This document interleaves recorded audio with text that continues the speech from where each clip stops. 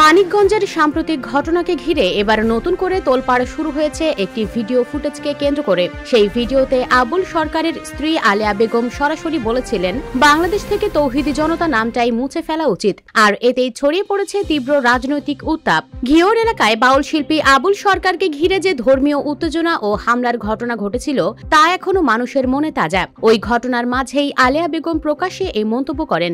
Video প্রকাশ হওয়ার পর মুহূর্তেই তা ছড়িয়ে পড়ে সামাজিক মাধ্যমে। আর মন্তব্যটি নিয়ে শুরু হয় দুই ধারের প্রচন্ড তর্ক বিতর্ক।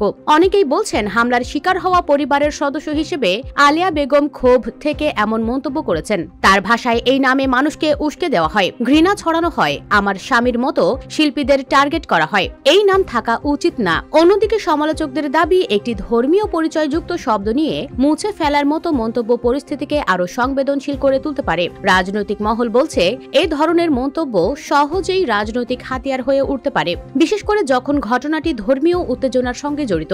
বিশ্লেষকদের মতে, তৌহিদি জনতা নামটি বহু গ্রুপ বিভিন্নভাবে ব্যবহার করে, যার ফলে বিভ্রান্তি তৈরি হয়। আর এই বিভ্রান্তি হয়তো আলেয়া বেগমকে এমন কঠোর অবস্থান নিতে বাধ্য করেছে। তবে ভিডিওতে সরাসরি উচ্চারিত তার বক্তব্য এখন জাতীয় পর্যায়ের বিতর্কে রূপ নিয়েছে। সামাজিক যোগাযোগ মাধ্যমে চলছে দাবি প্রত্যাখ্যানের পালা।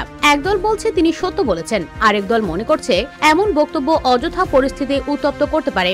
যাই হোক, আলেয়া বেগমের এই বক্তব্য এখন দেশের আলোচনার কেন্দ্রবিন্দুতে।